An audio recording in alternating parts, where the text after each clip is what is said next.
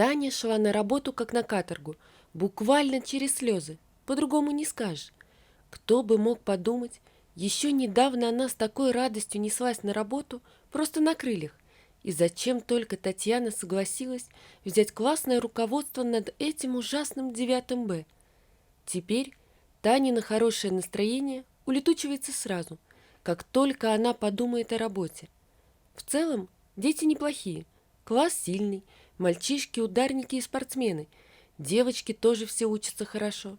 Половина в спорте, половина танцует. Но есть отдельные личности. Таня уже не может с ними, особенно Корольков. Корольков – это вообще не ребенок, это, говорила она на очередном собрании у зауча. «Ищите к нему подход», – сказала зауч. «Сильный, как в физическом, так и в моральном плане, умный, лидер, но нет никакого уважения к старшим. Силу свою лет 12 почувствовал, когда отец от них ушел. Мать слабохарактерная, бухгалтером работает. Он и взял на себя функцию защитника для матери. Младшая сестра еще есть. В общем, там все сложно». «Я не могу, Нина Ивановна», — говорит Татьяна. «Отдайте кому-нибудь класс, я буду просто предметником». «Вы что, Татьяна Сергеевна, разве так делается посредине учебного года менять преподавателя? Вы, когда шли в учителя, не думали о том, как это будет? Нельзя сдаваться, да и нам заменить вас неким. Идите и работайте, и находите подход к детям». Татьяна не знала, что ей делать, как бороться с этим несносным Корольковым. Она не хотела идти на работу, не хотела ничего. Урок опять начинался с шума и гамма. Опять этот Корольков. Мальчик сидел спиной к ней, на передней парте, ноги были на стуле. «Здравствуйте, ребята», — сказала Татьяна. «Здравствуйте, Татьяна Сергеевна», — в разнобой ответили дети. «Корольков, повернись и сядь на место». «Я на месте», — не оборачиваясь, сказал мальчик. «А вы идите на свое место». «Ты опять собрался срывать мне урок? Я напишу докладную директору». «А мне плевать. Хоть президенту пишите. Вы что, не можете справиться с одним подростком? Какая же вы учитель после этого? Для чего вас государство столько лет учило?» В классе раздался дикий хохот. Нет ничего хуже 15-летних подростков, которые чувствуют свою безнаказанность. Уже не дети, но еще не взрослые. Весь урок Корольков язвил, перебивал ее и всячески выводил на эмоции. «Так», — Татьяна хлопнула рукой по столу. «Мне надоело. Следующий урок проведем на свежем воздухе. Пойдем в музей. Как раз заодно и классный час проведем. И приобщимся к прекрасному. Корольков, ты свободен». «Ура!» в смысле свободен?» «Я освобождаю тебя от своих уроков. Попроси мать, чтобы она пришла и написала заявление». «Какое заявление? Вы что, меня в ЗАГС зовете? Так я несовершеннолетний. Вы подождите пару-тройку годочков. Вот тогда мы с вами...» «Заявление, что мои предметы ты посещать не будешь. Они тебе не нужны и в жизни не пригодятся». «Что это вы за меня решаете? Что мне нужно, а что нет? Ваше дело учить нас, преподавать нам знания. Ясно?» «Нет, Корольков, тут ты ошибаешься. Я свободный гражданин свободной страны. Я плачу налог, я не нарушаю закон, исполняю трудовой договор. Я отказываюсь контактировать с человеком, который не уважает меня, унижает мое достоинство. Если вы несовершеннолетний, а вы несовершеннолетний, значит, за вас несет ответственность ваша мать или другой законный представитель. Либо они сидят с вами на уроке и усмиряют вас, либо вы не приходите на мои уроки». На второй день Татьяна Сергеевна повела весь класс в парк. Зимние деревья, словно в сказке, были все в инии. Она заметила, что Корольков пошел вместе со всеми. Вроде бы ребята, которые заглядывали ему в рот и стараются как-то дистанцироваться от своего недавнего вожака. «Зачем мы поперлись? Холод собачий. Что, деревьев не видели?» Татьяна продолжала вести урок. Дети внимательно слушали.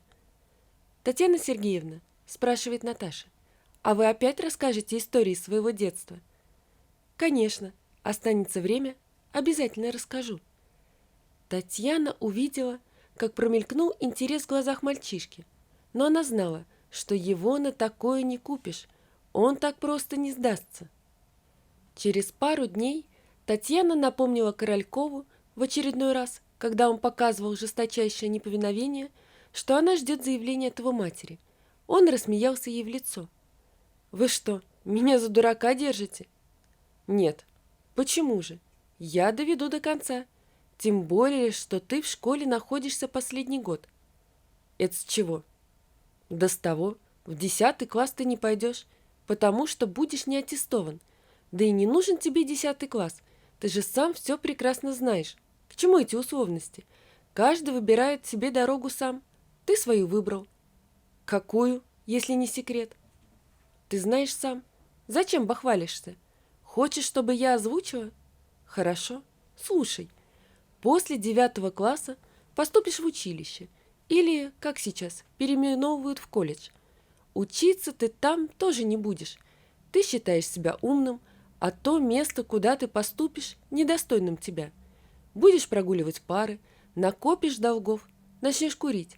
И это же, по-твоему, признак крутости. Возможно, пить. Хотя ты не так глуп, чтобы сразу начать пить.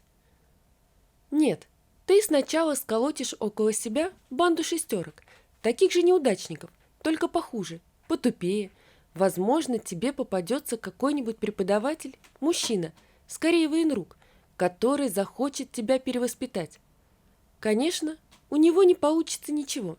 Он будет стараться, гоношиться перед коллегами, что он будет не он, но сделает из тебя человека. Но тебя не переделать. У тебя, Корольков, такая программа. «Какая программа?» Зло сжав губы, играя желваками, спрашивает мальчик. «А такая. Ты уже запрограммирован. Сам знаешь на что. Там как раз таких ждут и будут рады. Свежему мясу, так сказать. Ну все, я высказалась. Можешь бежать, кстати, пожаловаться на меня. Как я твое эго пошатнула. Хрупкую детскую психику порушила. Только знаешь что? Хотя...» Татьяна махнула рукой. Корольков вдруг замолчал. Смотрел зло на нее сквозь опущенные ресницы. Ребята примолкли. Он ждал ее за школой, пошел рядом по узкой тропинке. «Вы ничего не знаете?» «Не знаю». «Вы маменькина дочка, видимо, папина принцесса. Пришли такая вся расчудесная, плачете и жалуетесь родителям, как вас обижают злые подростки. Уходите, или я напишу на вас жалобу. Я подобью всех, и мы напишем на вас жалобу». «Стукач». «Чего?»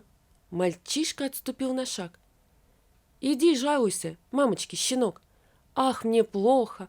Ах, папочка меня бросил. Я маленький мальчик, мне плохо, и буду всем гадости делать. Я не могу уснуть, если папочка мне сказочку не расскажет». «Да вы... Да как вы можете?» На глазах мальчика выступили слезы. «Да как вы смеете?» Голос его сорвался на визг. «Да что вы понимаете? Дура! Ненавижу!» «Хлюпик, маменькин сынок!» Закричал мальчик и ринулся на Таню с поднятой рукой, но был сбит с ног меткой подсечкой. «Ты сопляк!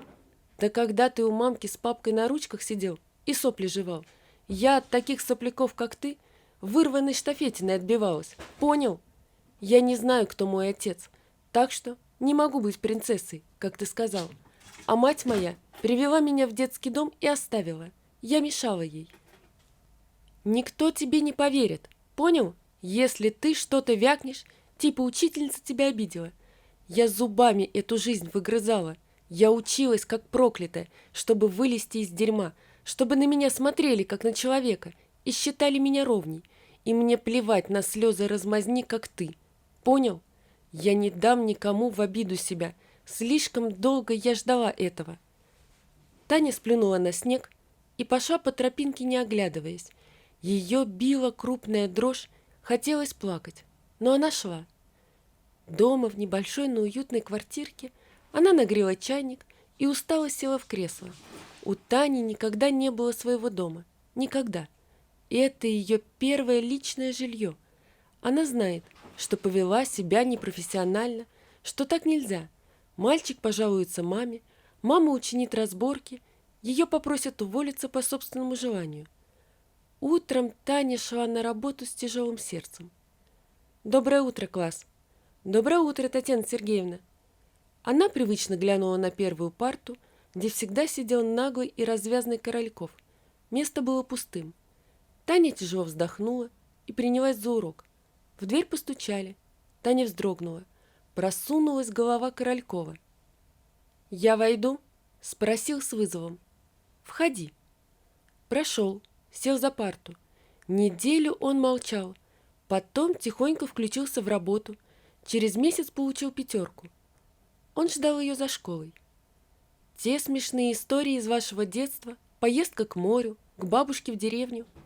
Я их выдумала, пожала плечами, чтобы не сойти с ума. Придумывала себе жизнь, будто есть у меня мама и папа, братик.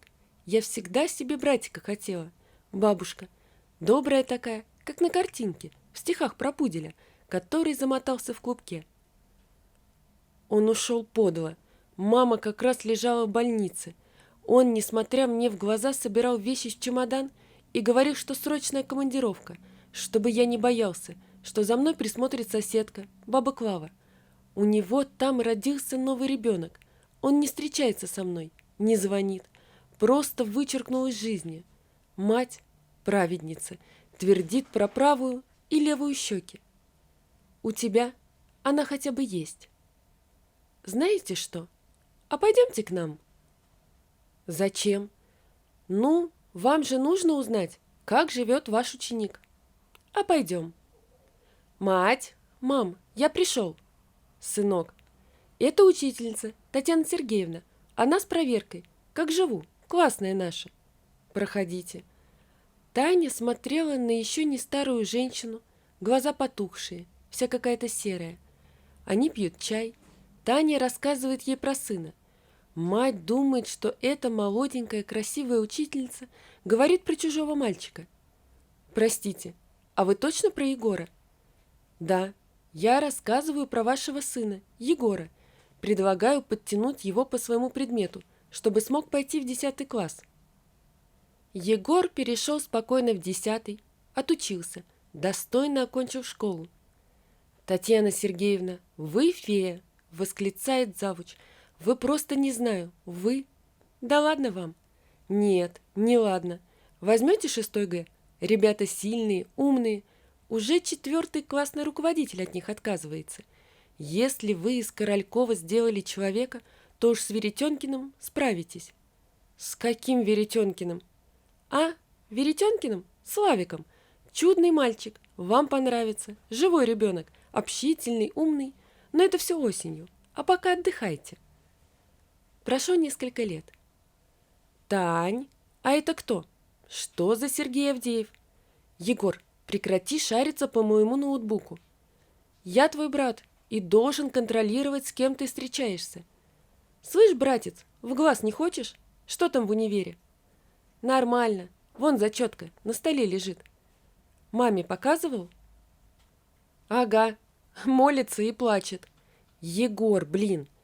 Они давно так придумали, что Егор ее брат, она так мечтала о семье, о брате, а он хотел себе такую сестру. Вот и отогрелись друг около друга. Мама Егора приняла Таню как дочь. Так получилось в их жизни, что эти люди нашли друг друга, они нуждались друг в друге. Иногда в жизни бывает так, что чужие люди становятся роднее близких, а родные – чужими. Вот такая история, друзья. Напишите, пожалуйста, что вы думаете об этой истории. Не забудьте подписаться на канал и поставить лайк. Всего вам доброго. До свидания.